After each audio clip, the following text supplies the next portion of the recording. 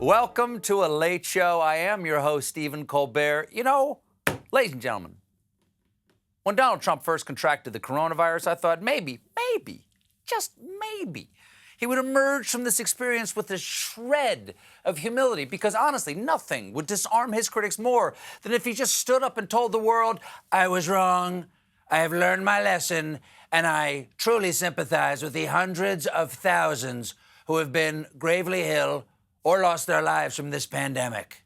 But here's the thing, I forgot about one thing. He never does that. He never changes. He's a Teflon trout. He just swims through all the normal experiences of life, and not a barnacle of learning sticks to him. He is the least wise person in history. He's the anti-Solomon. What if this time we sewed two babies together, right?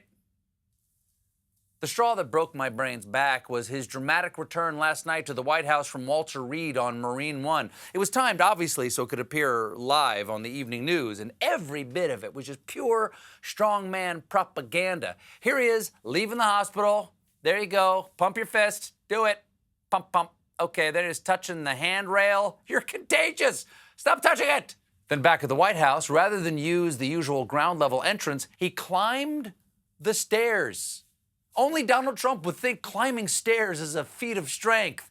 Now watch me drink water with one hand, and for my final trick, I will close this umbrella. It can't be done. How did you do it, Mary Poppins? Once on the balcony, Kim Jong-un removed his mask. I'm back from the hospital, and just to put any lingering doubts to rest, I've learned nothing. Kneel before me, ye weak and withered, and inhale my precious droplets. Trump wanted this to be a show of strength, but moments after taking off his mask, he was clearly struggling to breathe. Still, it's a strong look, because nothing bad ever happens to people who are famous for their balconies. Your Mussolini, your Saddam, your Juliets. And it was all stupid. But here's the stupidest part. After leaving the balcony and going into the house, he went back out and was seen reshooting his entrance into the White House. You don't get to do reshoots of actual important events. Okay, honey. Oh, damn, I had the lens cap on. Hey, Doc, can we push the baby back in? Just get a shoehorn or something. Sorry, everybody back to one. Remember, you're in pain, and push. It's magical. It seemed like the whole thing was propaganda, and it really seemed like it was propaganda when they released it as propaganda.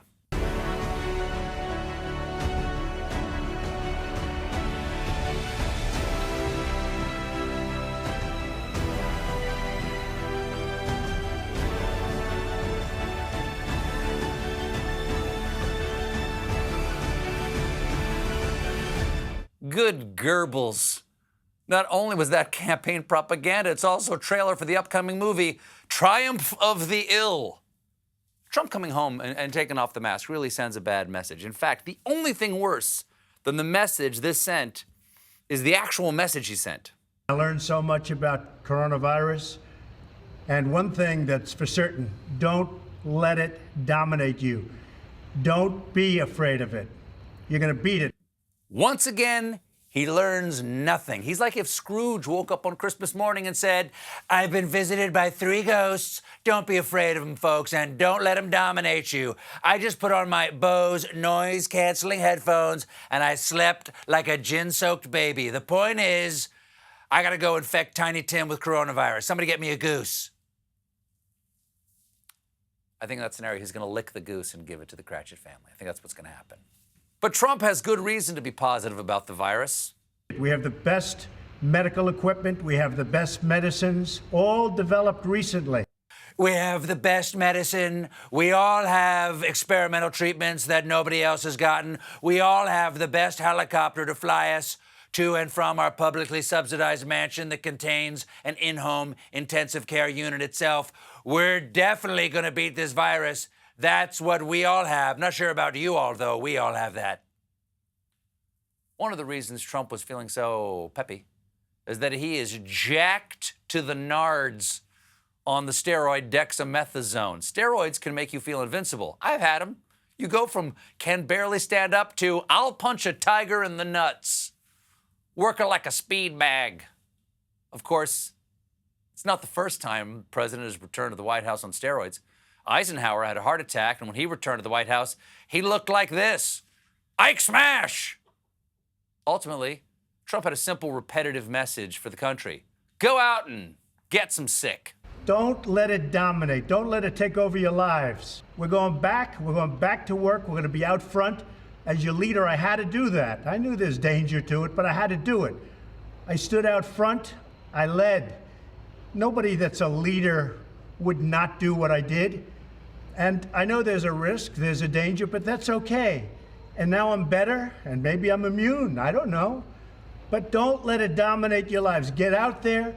Be careful. Okay, that's a mixed message.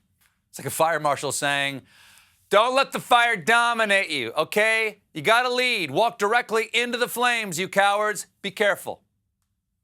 Then to reinforce his call to make America a death cult again, Trump tweeted, flu season is coming up. Many people every year, sometimes over 100,000, and despite the vaccine, die from the flu. Are we going to close down our country? No, we have learned to live with it, just like we are learning to live with COVID in most populations, far less lethal.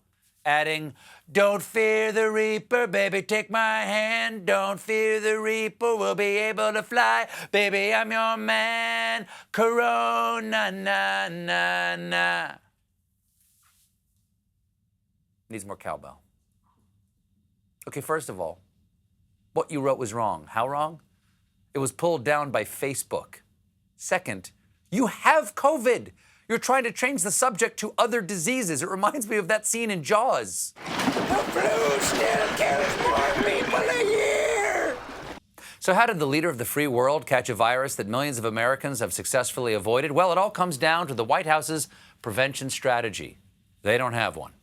Because instead of using proven COVID safety measures like masks and social distancing, the White House used a test with an effective 10 to 20% false negative rate as the sole means of determining whether employees and visitors were virus-free. Testing alone doesn't stop you from getting the virus. That's like saying, babe, should we use a condom?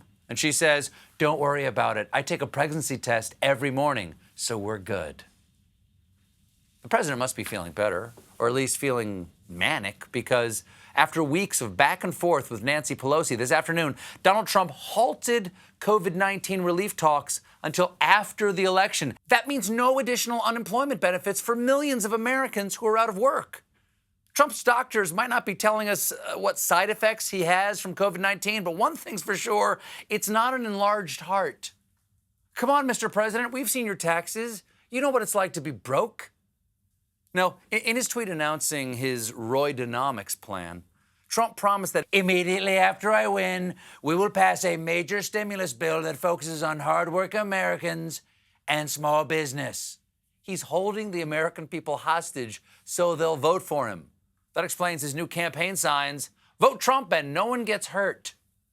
Only one little problem with that plan, he's not winning. In the latest CNN poll, Biden leads Trump by 16 points.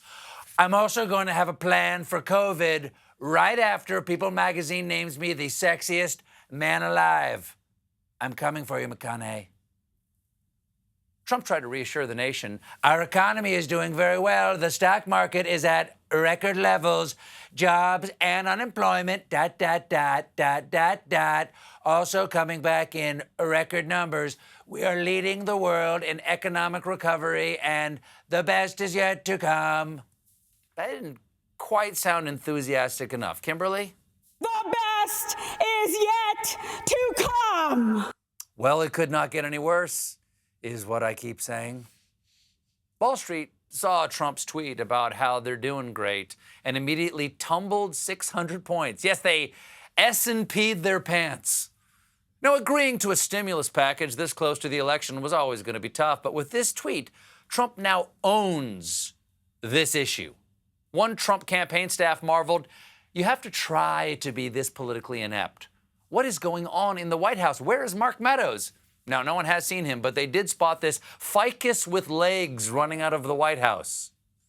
Trump's not the only one feeling under the weather. As a result of the administration's disastrous lack of COVID security, at least 19 people have now tested positive who had been in recent contact with the president or attended White House or campaign events. 19 people taken down. Those are John Wick numbers. 19 people got close enough to Trump to get COVID. And I want to point out, none of them were his kids. That's got to hurt Eric. Dad, I'm still up for a hug. Help. Earlier today, the Pentagon announced that the Joint Chiefs of Staff are in quarantine after an admiral tested positive for COVID-19.